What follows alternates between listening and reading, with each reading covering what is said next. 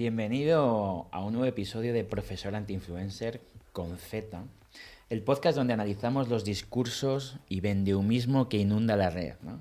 Hoy, realmente, no vamos a hablar ni de likes, ni de cripto, ni de inversiones, sino que hoy vamos a hablar de miedo. Pues con esta sonrisa me voy a poner un poco seria porque hoy vamos a hablar precisamente del miedo, algo que nos atrae al mismo tiempo que nos repele.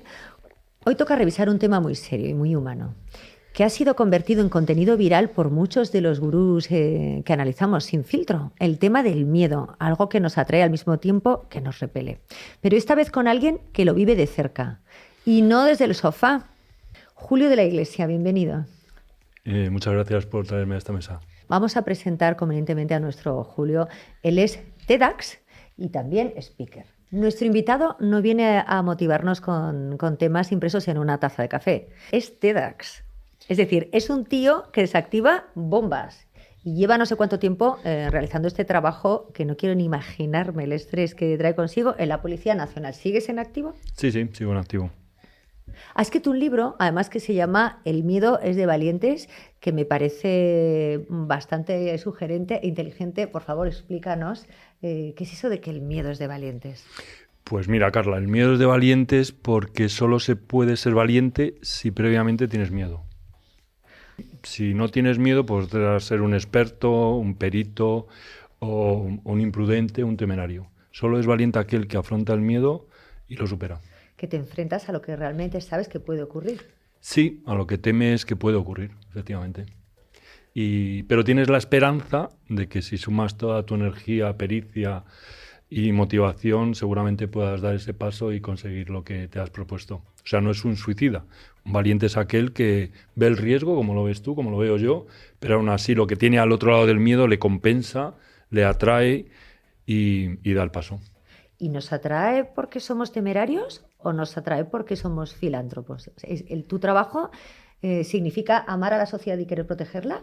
¿O es que realmente te salta la hormona, la dopamina, la adrenalina? ¿Sí? Yo tengo una vocación de servicio, por eso me hice policía. Y luego dentro de este cuerpo pues decidí ser TEDx por otro montón de cosas, ¿no? Por la responsabilidad, por el riesgo, por la definición clara de dónde está el bien y el mal, y porque es un trabajo que constantemente te exige estar actualizado, nunca terminar de saberlo todo, y eso para mí es muy atractivo. Yo, por ejemplo, creo que tengo miedo, tengo claramente miedo a las llamadas telefónicas, por ejemplo. Cuando me llaman, soy de no enganchar el teléfono. No quiero coger la llamada. No sé si esto es un trauma. ¿Tú a qué tienes miedo, Julio? Yo tengo miedo a muchas cosas. Tengo miedo a morir, tengo miedo a no ser capaz, tengo miedo a equivocarme, tengo miedo a que a mis seres queridos les pase algo. El miedo es una emoción que nos acompaña toda la vida, así que no hay que tener miedo a tener miedo. En mi caso, el giro que le doy a esto es que el miedo puede ser un trampolín al éxito en tu vida, porque el miedo siempre pone el foco en donde tú tienes que mejorar, donde no te sientes seguro. Y cuando tú pasas ese miedo, superas ese miedo, es porque has crecido como persona, porque has ganado en seguridad. Entonces te conviertes en la persona que habías soñado con ser. O sea, el miedo está ahí para decirte, cuidadito, tómatelo en serio, aprende más, haz las cosas mejor. ¿Tú crees que se puede, sobre todo, difundir esta palabra de que el miedo puede ser hasta incluso bonito, bello, una sensación positiva, algo que te puede impulsar dentro de tu vida a conseguir mejores cosas? Tú fíjate, si nosotros nos giramos la vista atrás en nuestra vida, en nuestra experiencia vital, veremos que el miedo siempre ha estado presente en los momentos más importantes de nuestra vida. Hombre, desde niños, yo me acuerdo cuando era pequeña que me decía mi padre, Carla, haz esto. Y yo le decía, no, pero tengo miedo. Y él me decía algo parecido a lo que has dicho tú. Vale, pues hazlo con miedo. Porque se trata de superar, ¿no? De superarte, sí. Pero, por ejemplo, cuando has encontrado pareja, cuando la primera entrevista de trabajo, cuando te has comprado tu casa, cuando has empezado un negocio nuevo, cuando has elegido a tu socio, siempre estaba el miedo para decirte, ten cuidadito que te la estás jugando, que esto no es lo de todos los días, que vas a echar una firma ahí en algo importante para ti, que te vas a comprometer con una persona que seguramente va a tener consecuencias en toda tu vida, ¿no? Esto los empresarios y los emprendedores siempre lo decimos cuando te llama el banco. Sí. Cuando te llamo del banco, ya estoy... Bueno, esto ya no es miedo, es pánico. No sé si esto da para otro libro. Sí, sí. Yo entiendo que hay situaciones que no dependen de nosotros y nos genera otro tipo de miedo más allá que cuando las situaciones dependen de nosotros. ¿Cuál ha sido tu momento más extremo de sensación de miedo porque se mezclaba esa parte en la cual yo sé lo que está pasando pero no sé lo que puede pasar? Es verdad que cuando no depende de nosotros la resolución o la superación de ese miedo, la cosa se va complicando, ¿no? Porque cuando tenemos miedo lo que más tenemos son preguntas sin resolver. Entonces, cuando tú no tienes la contestación o no puedes encontrar la solución a todas esas preguntas porque depende de un ayuntamiento, depende de un ministerio, depende de Hacienda, depende del banco, depende del diagnóstico de ese médico, etcétera, ahí nos faltan respuestas. ¿Has tenido alguna vez pánico a hablar en público?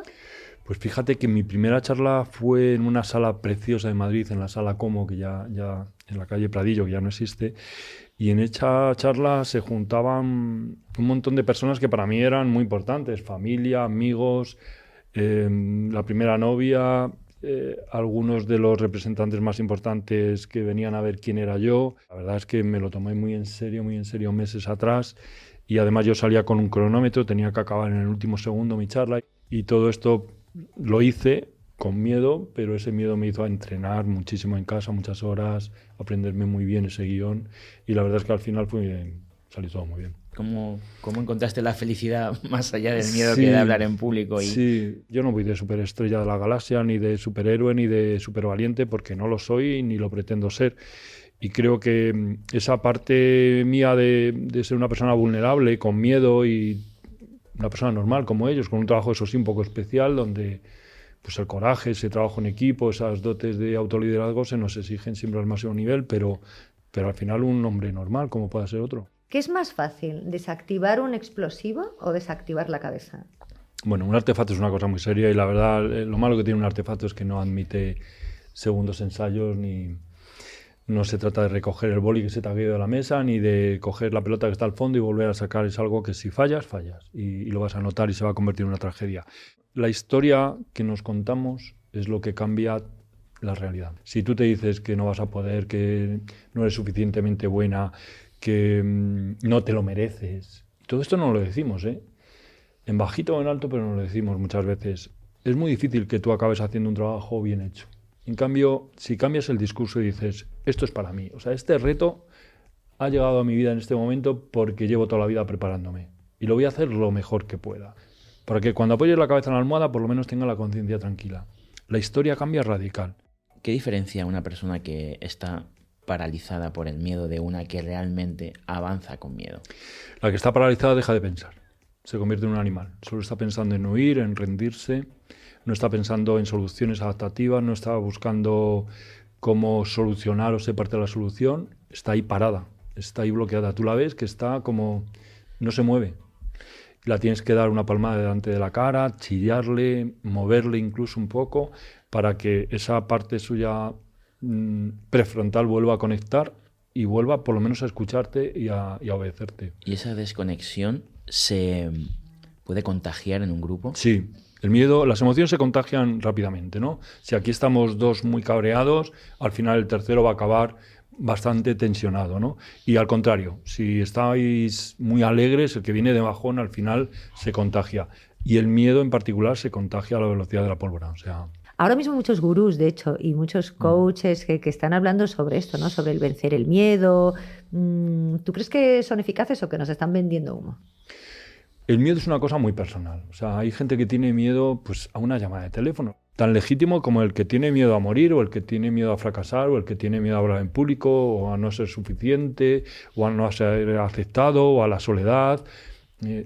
Para ti tu miedo es lo más importante. Yo no lo juzgo, no hay una escala de tu miedo es más importante que el mío. No, para ti es muy importante, y esto es lo importante, que para ti es importante.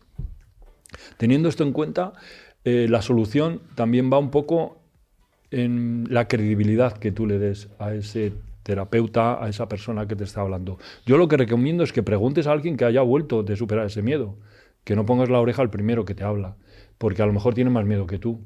Además, a lo mejor tiene miedo a que lo consigas porque él no se ha atrevido en su tiempo a hacerlo, y si tú lo consigues, su autoestima baja, ¿no? ¿Qué relación tiene el miedo y la timidez, por ejemplo? Bueno, es verdad que el miedo necesita de coraje, necesita de valentía. La timidez normalmente le falta un poco eso, ¿no? Le falta el valor de mostrarte, de ser, de actuar.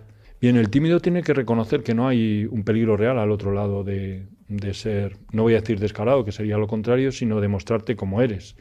No hay nada en ti que debamos ocultar, no hay nada en ti que sea impuro, insano, vergonzoso.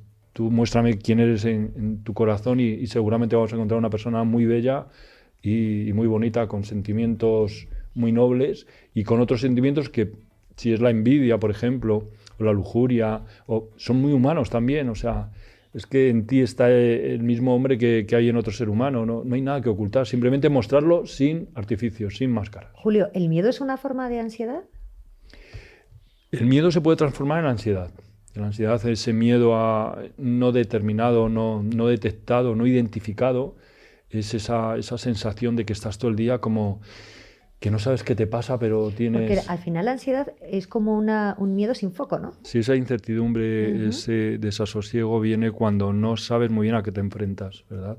Y es interesante porque dicen los psiquiatras y los psicólogos que el mejor antídoto para ese tipo de miedo y para el miedo en general es el contacto físico, o sea, el contacto. Es verdad. Que te abracen. Claro, es como cuando vas a dar un salto, ¿no? Imagínate que estás en una barandilla y te vas a hacer puenting, ¿no? Y llega el instructor y te da la palmadita así en la espalda, ¿no? Diciendo, pues esa palmadita parece que no, pero estoy contigo, venga, ánimo.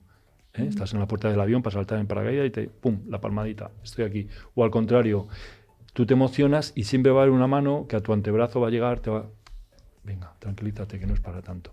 Ese toque, esa conexión entre humanos es muy importante. Si es entre muñeca y codo es muy importante, porque es ahí donde nuestras mamás nos tocaban de pequeños, ¿no? Esa parte interna por dentro del antebrazo. Aquí. ¿Cómo regulas tu propia forma de tipificar, de hacer patrones en la gente? ¿Eres capaz de, en algún momento de tu vida, abstraerte de esta parte y ser un poquito más, yo entiendo, no te voy a decir normal, pero intentar no estudiar a la gente que tienes alrededor? Yo creo que esto viene como de efecto ya, ¿no? Alejandro, la verdad es que yo digo que soy TEDAS por algo, ¿no? O sea, al TEDAS llegamos personas muchas veces muy observadoras, y esto es cierto. Y es un poco, para mí es difícil separar una cosa de otra. ¿Cuáles son las labores de un TEDx en general? Nosotros somos TEDAS, somos técnicos especialistas en desactivación de artefactos explosivos. O sea, tiene que ver exclusivamente con la desactivación. Y NRBQ, nuclear, radiológico, biológico y químico. En todas estas incidencias donde haya algún compuesto de este tipo, esta unidad tiene que acudir para desactivarla, neutralizarla, identificarla, recoger los restos, hacer un pericial y presentarlo en los juzgados. Esa es un poco nuestra labor.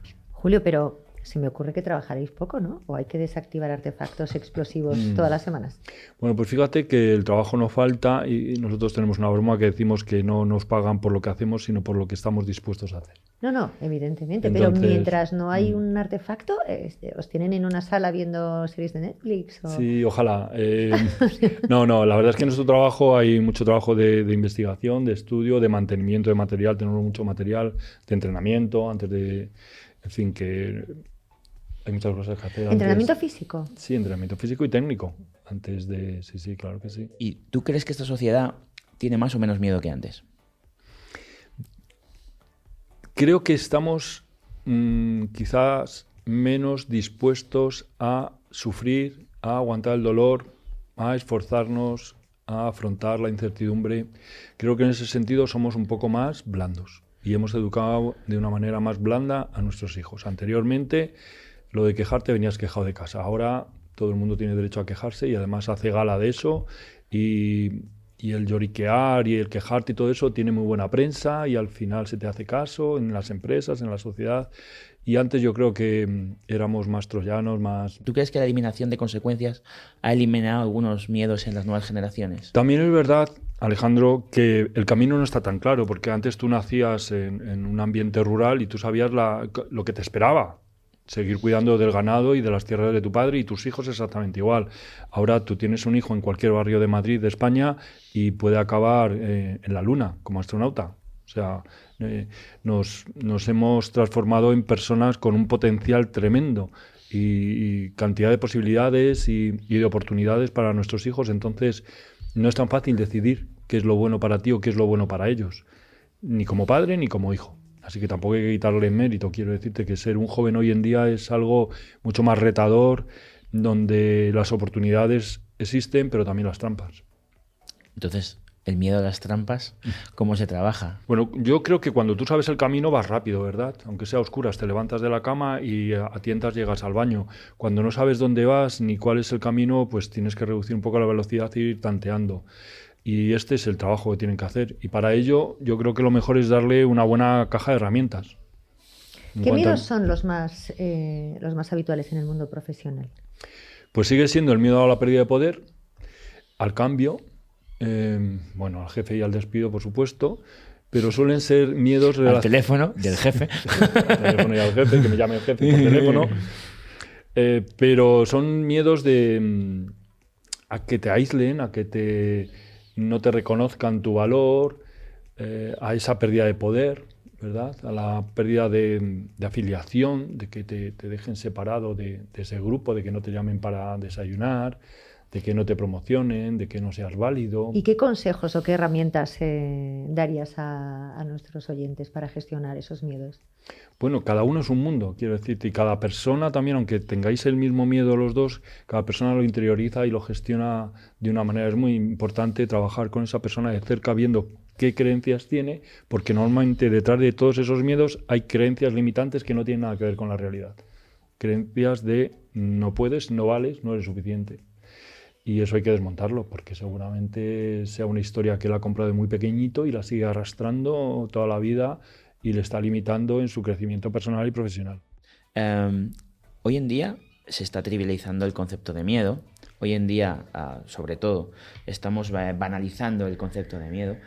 ¿Qué opinas de esta gente que te imita y va hablando, no te preocupes, no tengas miedo sin ninguna estructura mental sobre cómo se trabaja el miedo?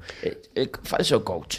Sí, pero fíjate que yo creo que la sociedad también está evolucionando y madurando en ese sentido y está discriminando los que son pues vendehumos, ¿no? De los que a lo mejor trabajan de una manera un poquito más seria, más profesional. Yo le dejo la responsabilidad al cliente. O sea, el cliente al final puede ser que le engañes un día, pero no todos. O sea, tú puedes ir un día y sentarte en una mesa con alguien y al final él no le vales y te despide.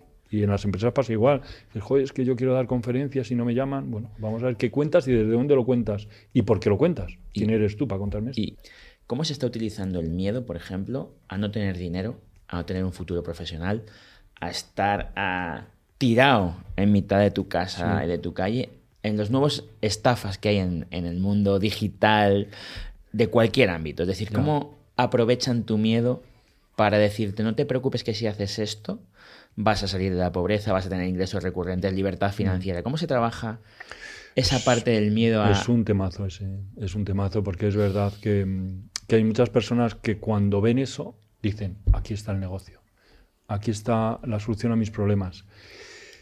Y yo no digo que no, pero que no es tan fácil como, por lo menos hasta donde yo he visto, creo que no es tan fácil convertir esos pocos euros en miles y miles de euros. Mi consejo es no pongas todos los huevos ahí en la misma cesta, porque igual te llevas un sopetón, ¿no?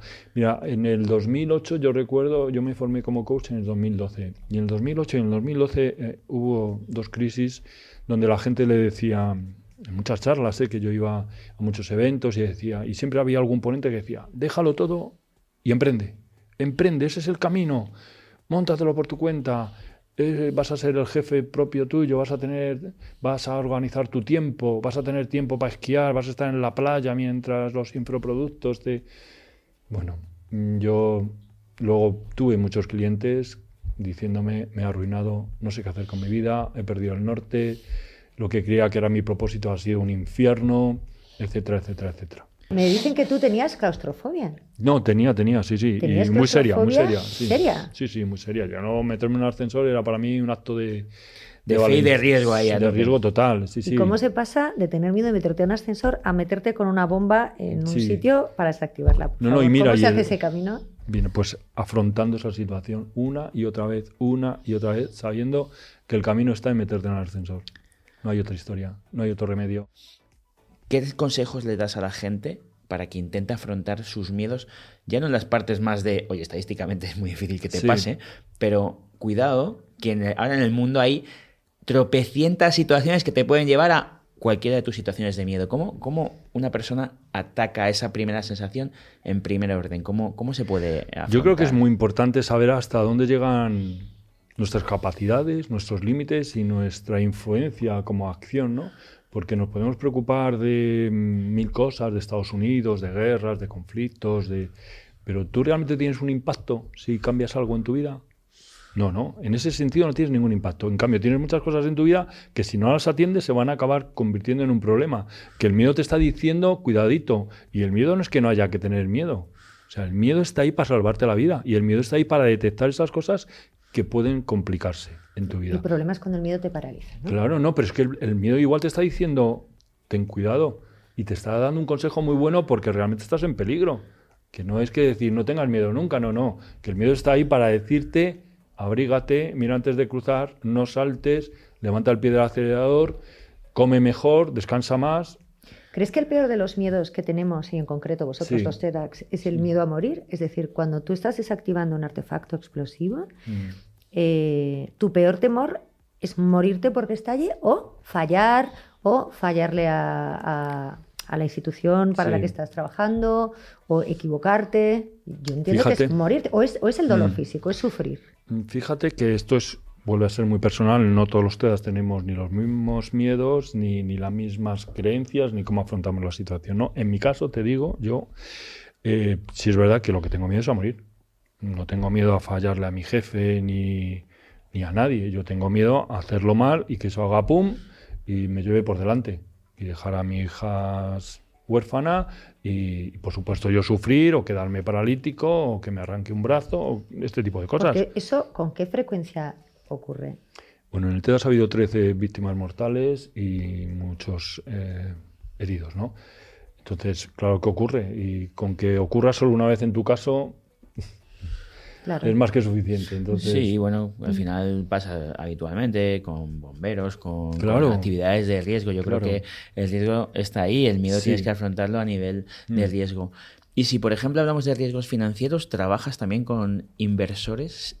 Sus situaciones de pánico, por ejemplo, a quedarse sin la inversión. ¿Alguna vez se ha acercado a ti algún inversor, criptoinversor? Criptoinversor no, pero sí he tenido un cliente en este sentido y es verdad que era un hombre muy preparado, que era asesor de otras compañías, pero que cuando le tocó a él gestionar lo suyo, se quedó parado.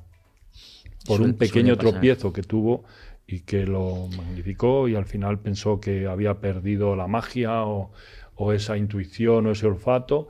Y la verdad es que cuando te decía dónde había trabajado, para quién había trabajado y lo que había conseguido, decías, pero bueno, es que esto no está justificado, ¿no? Esto que me estás contando. ¿Tú crees que el miedo nos hace ser anti nosotros? El miedo muchas veces va contra nosotros, sí. Me gusta ese concepto, efectivamente. El miedo muchas veces, ese miedo tóxico que yo hablo en el libro, es ese miedo que va contra ti.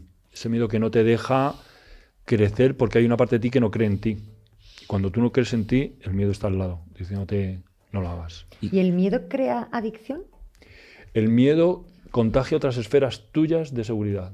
Si tú no afrontas una situación de miedo y mañana no afrontas otra, situaciones donde tú te encontrabas seguro se empiezan a debilitar porque tu autoconcepto, tu autoestima... Y se hace bola, ¿no? Y se hace bola y además empiezas a ser una persona insegura, luego ansiosa. Y supongo que además tiene una parte de comodidad, ¿no? El decir, me refugio en el miedo y así no actúo, así no hago. Uy, otro tema muy importante, efectivamente. El miedo como excusa Sí, para sí, no sí, hacer, sí, efectivamente. contra el miedo al fracaso, por ejemplo, ¿no? Pues sí, la verdad es que el miedo como excusa es algo muy común. No lo hago porque me da miedo. ¿Y qué pasa? Que eres una piedra, que no puedes mejorar, no puedes aprender, no puedes ganar en seguridad, no puedes reducir el riesgo, no puedes cambiar las circunstancias. ¿Esto qué es? ¿Una foto? De hecho, ¿es una película que va cambiando y se va modificando? Uno de los cuentos infantiles más bonitos, el de Juan sin miedo, Sí. va de esto, ¿no? Vale, vamos a pasarlo muy mal, pero va a llegar el lunes. Vamos a pasar ese fin de semana ahí con miedo, pero va a llegar el lunes y vamos a seguir igual. Hemos pasado miedo, no hay más. Se puede hacer con miedo. Se puede hacer con miedo, por supuesto. Sí, se puede hacer con y sobre miedo. todo a nivel empresarial, ¿tú detectas que la gente alarga las cosas indefinidamente porque tiene miedo a hacerlas? Es que en las empresas hay mucho miedo. Antiguamente había Me mucho vas a más. contar. Antiguamente, De arriba abajo y de abajo arriba. Sí, antiguamente se gestionaba con el miedo. Pero es una palabra que no es fácil meterla en la empresa, ¿eh? Cuando tú vas a dar una conferencia, vamos a hablar de la incertidumbre, de la gestión, del cambio, de este tipo de cosas, y los propios directivos en muchas ocasiones no reconocen que tienen miedo hasta que te sientas y ya desmenuzas eso, lo pones en la mesa y dices, esto se llama miedo, no es otra cosa. ¿Y tú crees que es miedo a las decisiones empresariales o a cómo los equipos se toman las decisiones empresariales? Es que se junta todo, porque si un jefe tiene un subordinado que es más avispado, más listo, le puede mover la silla, ese hombre va a hacer un tapón ahí, un cuello de botella y no va a dejar que esa persona crezca y que se exprese y va a utilizar todas sus herramientas. Y una de ellas es desprestigiarte, no escucharte, dejarte de lado. Atacar, claro. Y todo eso es el miedo. En vez de decirte, joder, pues si quieres tanto ese puesto, saca pecho, esfuérzate más, entrena un poco más, sé más listo, prepárate más, que esta persona que está por debajo de ti, que también legítimamente quiere evolucionar y crecer en la empresa, ¿no? El miedo está presente en todas las decisiones, porque el miedo a fracasar es un miedo que en nuestra cultura está muy penalizado. Nosotros, si fracasas una vez, nos parece mal. No pensamos que estás aprendiendo ni creciendo. Lo que sí es verdad, y me he dado cuenta de una cosa, es que nosotros cuando estamos en empresas hacemos un ejercicio que es muy, muy salvaje, que es reunimos a los equipos de trabajo, como hace él, pero nosotros no trabajamos el miedo, sino que trabajamos un poco también cómo afrontan el futuro esos equipos de trabajo. Y lo que sí nos hemos dado cuenta es que la sociedad es fiel reflejo de manera bidireccional, es decir, lo que hay en las empresas es lo que hay en la sociedad y lo que hay en la sociedad es lo que hay en las empresas. Sí. Y eso es el legado que les vamos a dejar a nuestros hijos. ¿Tú crees que como sociedad estamos afrontando algunos retos de futuro de manera más miedosa? Por ejemplo, la tecnología, la inteligencia artificial. ¿Tú crees que van a aparecer nuevos miedos? Es que todos esos mensajes vienen diciendo no te vamos a necesitar. Claro, el miedo que tú tienes como padre, que tus hijos no encuentren una vocación o un nicho de trabajo o un trabajo, viene un poco por todos estos mensajes, ¿no? De que aquí ha llegado la inteligencia artificial y va a hacer tu trabajo el otro y el otro. Y entonces, ¿yo de qué me quedo? La última pregunta. ¿Has tenido alguna vez miedo a algo que no sea real? Y no me refiero a un miedo abstracto como el miedo financiero. No, me refiero a miedo de ver una película El Exorcista y tener miedo. Las películas de miedo. Sí, fíjate que... ¿Tú ves películas de miedo? ¿Te ríes de esas películas? No me río. No. Y en algunas me han dado miedo, ¿no? Cagas de miedo ahí. Pero te cagas de miedo. No es un... Duerme con la luz encendida. No es un género que me guste, fíjate. Igual que las películas donde son niñas las que son secuestradas, maltratadas. Hombre, es que eso es dramático. Sí. Pero yo me refiero al pero miedo ridículo de película de posesión diabólica. ¿Te da miedo? No, es que no me gustan. No me llaman. Me gustan las de catástrofes, las de aventuras, te tal, toca no sé qué. O sea, románticas, eres una tal. persona muy, muy racional. No, muy pasional, pero es verdad que hay que equilibrar. De lo que estamos hablando hay que meter cabeza porque la emoción hay que tenerla bajita, controlada en temas donde te la estés jugando, porque la emoción si te agarra y te sobrepasa, dejas de pensar. Alejandro, podemos seguir a Julio, pueden seguirlo toda nuestra audiencia en un perfil de Instagram que se llama Gestión del Miedo. Muy sugerente también el nombre. ¿Sabes cuántos seguidores tiene? No, dime cuántos. Casi 40.000.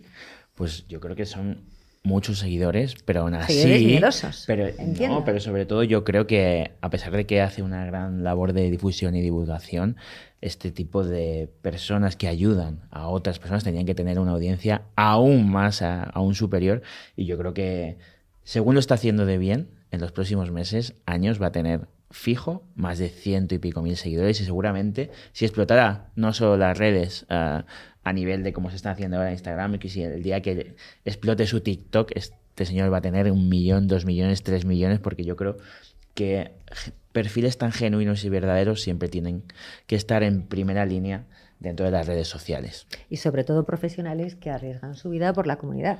Y sobre todo profesionales que, aunque trabajen con explosivos, no hablan de humo. Y sobre todo, si queréis saber si esto es humo o no, seguidnos un poco en Profesor Anti-Influencer en nuestras redes.